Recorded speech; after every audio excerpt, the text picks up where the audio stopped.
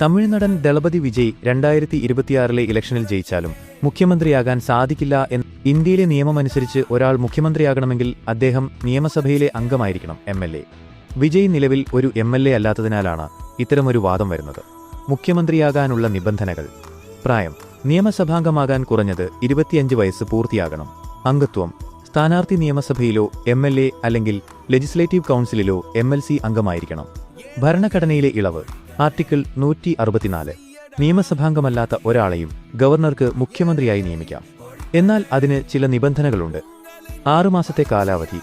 MLA അല്ലാത്ത ഒരാൾ മുഖ്യമന്ത്രിയായാൽ സത്യപ്രതിജ്ഞ ചെയ്ത തീയതി മുതൽ 6 മാസത്തിനുള്ളിൽ ഏതെങ്കിലും ഒരു മണ്ഡലത്തിൽ മത്സരിച്ച് വിജയിച്ച് സഭയിൽ അംഗമാകണം. ഉപതെരഞ്ഞെടുപ്പ്, ബൈ ഇലക്ഷൻ. ഇതിനായി നിലവിലുള്ള ഏതെങ്കിലും ഒരു MLA രാജിവെക്കുകയും അവിടെ നടത്തുന്ന ഉപതെരഞ്ഞെടുപ്പിൽ വിജയ് ജയിക്കുകയും വേണം. 6 മാസത്തിനുള്ളിൽ തെരഞ്ഞെടുപ്പിൽ ജയിക്കാൻ സാധിച്ചില്ലെങ്കിൽ അദ്ദേഹത്തിന് മുഖ്യമന്ത്രി സ്ഥാനം ഒഴിയേണ്ടിവരും.